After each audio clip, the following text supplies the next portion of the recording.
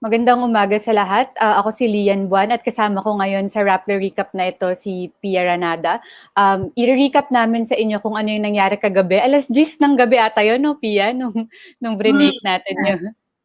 Binake natin yung story. So, ang storya ay binuksan na ng International Criminal Court ang investigasyon sa war on drugs ni President Rodrigo Duterte. At hindi lang yon, sinakop nila yung mga patayan sa Davao City ng di umano'y Davao Death Squad mula 2011 hanggang 2016 nung mayor doon at vice mayor si President Duterte. At nakarating tayo sa stage na to kasi hiniling to ng dating prosecutor, si Prosecutor Fato Bensouda, at ang nagbigay ng authorization ay ang pre-trial chamber 1, pero ang kakonduct pa rin ng investigasyon ay ang Office of the Prosecutor na ngayon ay pinangungunahan na ng British na si Karim Khan.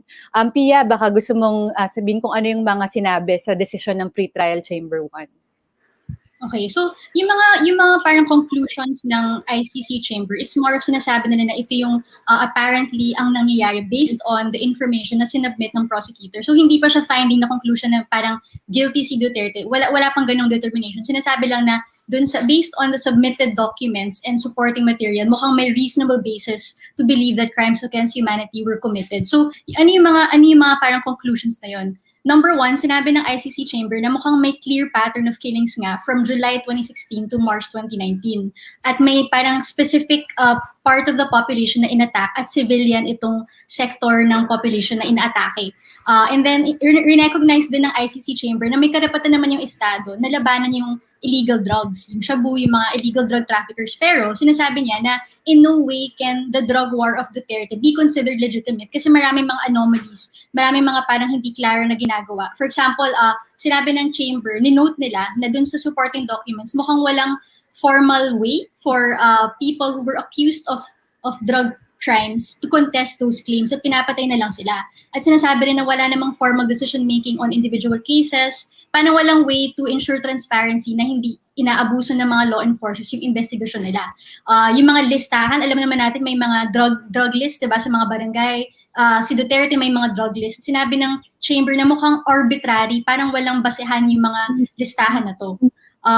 Sinabi rin ng chamber na mukhang yung may mga disproportionately na affect dun sa population ng Pilipinas. And ito yung mga 20 to 40-year-olds na mga lalaki at madalas sila ay mga poor, impoverished, sa mga communities na impoverished at sila yung mga nagtatrabaho sa informal sector. So mga tricycle driver, mga construction worker. So yun yung isang finding. And then isa pa is mukhang yung killings daw, based on the documents submitted, it seems that they were done in furtherance of state policy. So major determination nito ng chamber kasi 'di ba sinasabi ngayon ng gobyerno na hindi may killings pero hindi naman ito state sanctioned. But apparently the chamber found reason to believe that actually it may have been state sponsored and in furtherance of government instructions from the very highest official, si Duterte.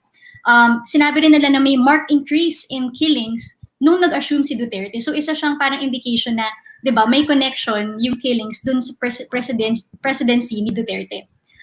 Isa pang determination was Philippine authorities hindi sila gumawa ng parang substantial or meaningful na mga steps, mga hakbang to make sure na ma-imbestiga or ma-prosecute yung mga crimes, yung mga alleged abuses ng mga police, ng mga authorities. So, and kinonsider nila yung mga sinabi ni Duterte in public, diba? Mga sinasabi niya na if a policeman is accused of wrongdoing, I will pardon him or give him immunity. So, para sa chamber, malaking bagay yun kasi may link, it establishes a link na si Duterte mismo, galing sa bunganga niya, na kahit man inakusahan yung isang policeman na nag-abuso siya ng kanyang authority dun sa pag-implement ng drug war, okay lang sa kanya yun, ipapardon pa nga niya. So, malaking bagay yun for the chamber.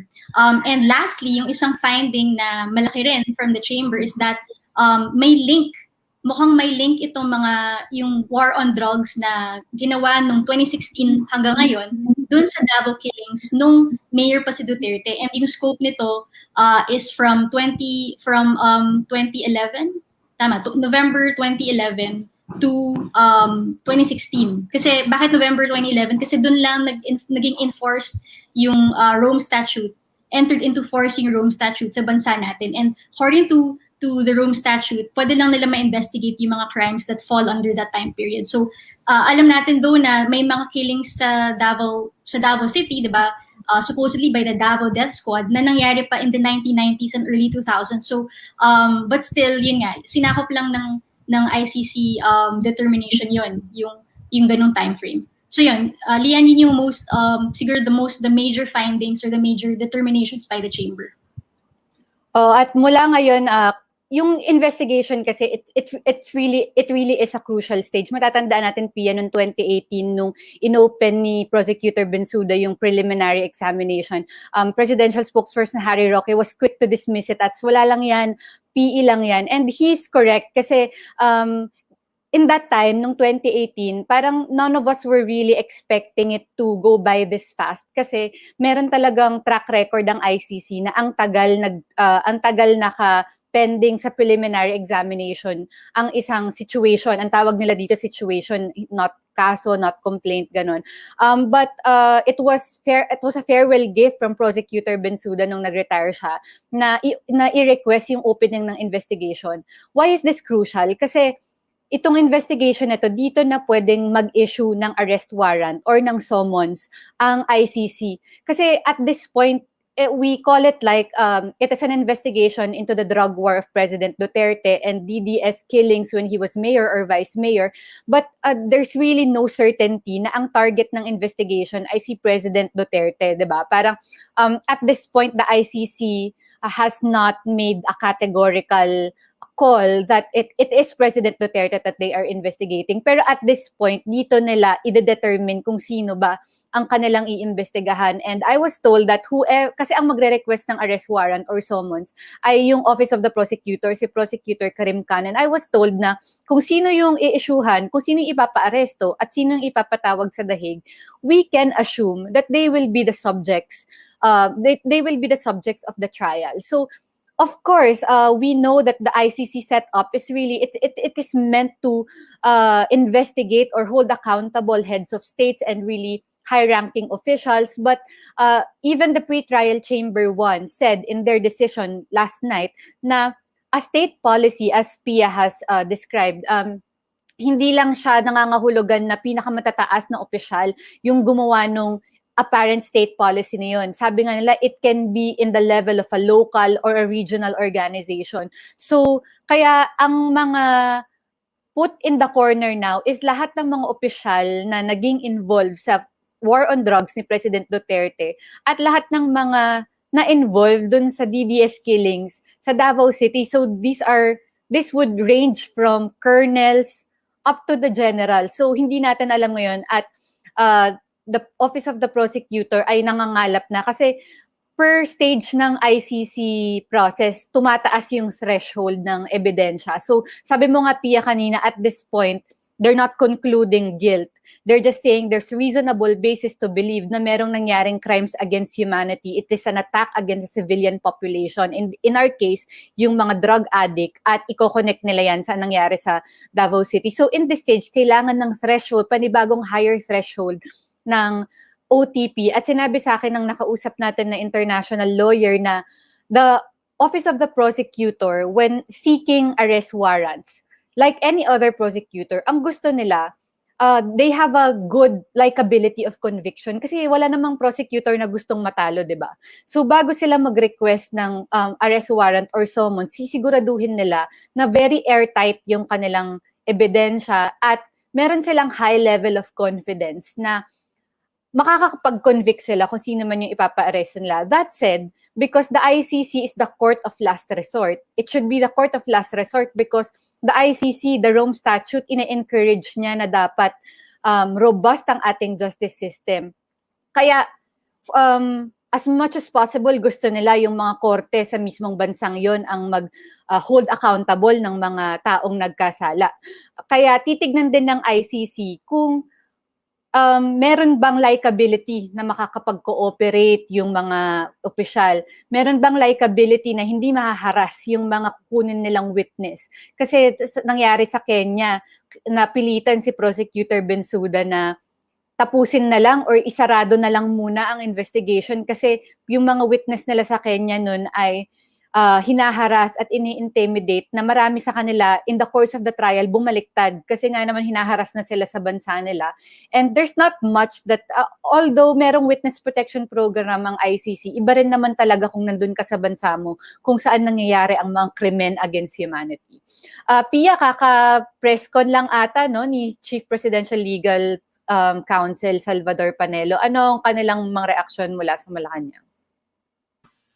So si Panelo, nag-release lang siya ng statement and nagpa-interview siya sa DZBB. But yung mga sinasabi niya, basically rehash niya yung old arguments na Malacañang, which is number one, they will definitely not cooperate with the probe. So sinabi niya na yung ICC investigators, kung pupunta sila sa Pilipinas at makakausapin nila yung mga officials dito, hihingi sila ng mga documents, hindi entertain ng gobyerno yung kanilang mga requests. And they might even be barred from entering the country. So yun yung isa. Second, in-insist nila na walang jurisdiction yung ICC sa Pilipinas kasi nag-withdraw na raw tayo, number one. And number two, mayroon pa silang second argument na the Rome Statute, which is the treaty that created ICC, was never in effect in the Philippines. Kasi daw, yung Rome Statute, hindi naman daw siya pinublish sa official gazette.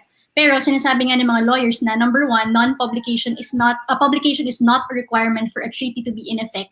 Kasi anyway, nag-concur naman yung Senate dito at public naman yung concurrence na yun. And secondly, may isa pa tayong law na which was published in the official gazette, yung Act on Crimes Against International Humanitarian Law, Genocide and Other Crimes Against Humanity, which makes our government recognize the ICC. So yun yung isang argument ng Malacañang na wala naman jurisdiction.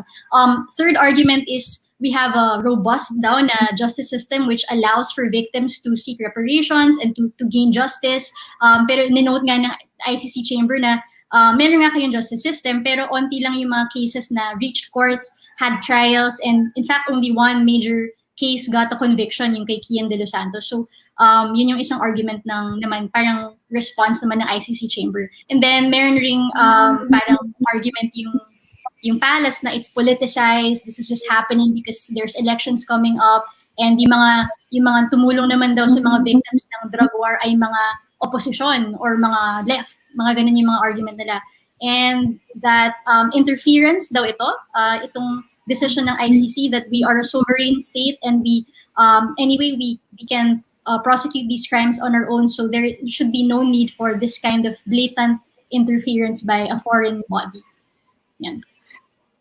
Thanks, Pia. Several points to that, no? Mukha nga talagang rehashed kasi we've all heard these defenses and parang arguments time and time again. But I think that with the ICC, the fact na nakarating na sa puntong ito yung ICC pre-trial chamber, meaning they are standing by their ground na walang bearing yung withdrawal. Kasi nga nakalagay nga sa Rome Statute na kapag nag-withdraw ka, any process that was started bago ka nag-withdraw ay valid pa rin. That's precisely the safeguard na nilagay sa Rome Statute. Kasi may foresight naman sila na, itong mga member state na to, pag sila na yung naimbestigahan, pihado, uurong sila at aalis sila sa Rome Statute. Kaya yun yung nilagay na safeguard dun sa Rome Statute na kahit pa nag-withdraw ka, basta naumpisahan bago ka mag-withdraw, that is still very valid. At yung sinasabing never silang makikipag-cooperate, that's not a new technique. Halos lahat naman ng mga iimbestigahang head of state, sasabihin nila hindi sila magko-cooperate. I mean, who will, diba? Which head of state will say, I will fully cooperate with the ICC? Pero this has deterred the ICC before. Yung favorite na case ni Harry Roque, yung Afghanistan, ay talagang tinapos nila dati yung preliminary examination kasi para sa Office of the Prosecutor ay dahil hindi makikipag-cooperate yung Afghanistan, walang point. It doesn't serve the interest of justice. Pero alam naman natin na ni-reverse na yan ng appeal chamber ng ICC. So there is now an ongoing probe into Afghanistan. And yung ICC naman, hindi naman bago sa kanila yung hindi sila papapasukin sa ibang bansa. So in the past, they have had to do with mga liaison. So usually, kung hindi man sila makakapunta dito sa Pilipinas, meron silang mga tao in neighboring countries na ipapadala.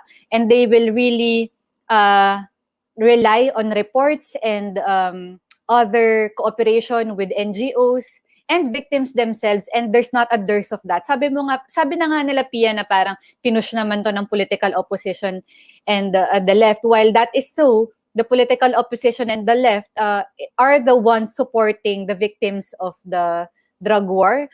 For example, Senator Laila De Lima was the Commission on Human Rights chairman who first investigated the DDS. So while it is the political opposition and the left who have been pushing for this, they are the ones who have information din naman.